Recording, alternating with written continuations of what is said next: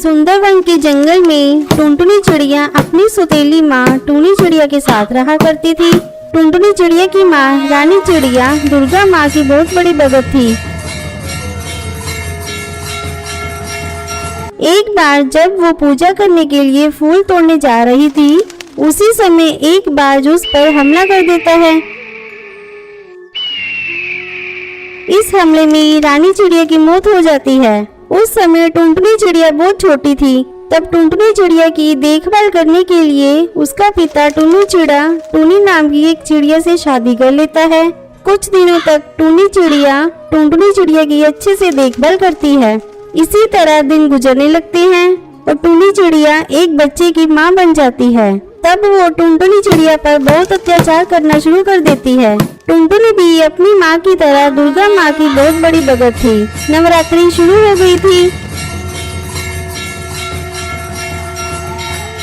टुनटुनी सुबह सुबह तालाब पर नहाने के लिए जा रही थी।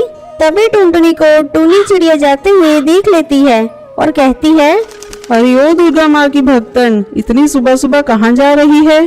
माँ, नवरात्रि शुरू हो गई है और मैं दुर्गा माँ के लिए फूल लेने जा रही हूँ। ज्यादा देर करूँगी तो फूल नहीं मिलेंगे और आते समय तालाब पर नहाती भी आऊंगी। तुझे कहीं नहीं जाना, चल चल घर जल्दी से। पहले घर का काम खत्म कर, फिर चली जाना।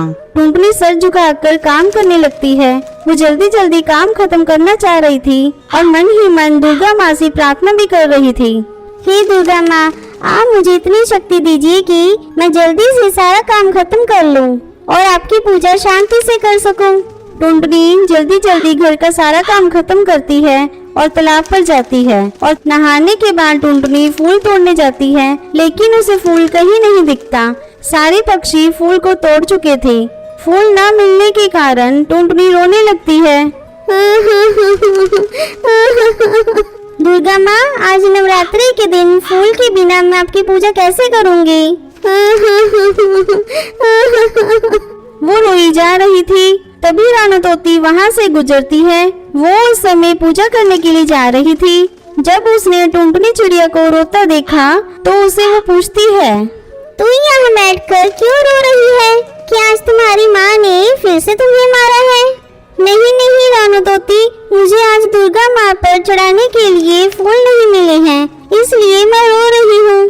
बस इतनी सी बात है, तू ले ले फूल, मैं तुझे फूल देती हूँ। मैंने आज कुछ ज्यादा ही फूल तोड़ लिए थे। फूल पाकर टुनटुनी खुश हो जाती है और खुशी खुशी दुर्गा माँ की पूजा करने लगती है। अगले दिन अपनी माँ के उठने से पहले ही टुनटुनी घर का सारा काम करने लगती है। तभी टूनी की बेटी रोने लगती है।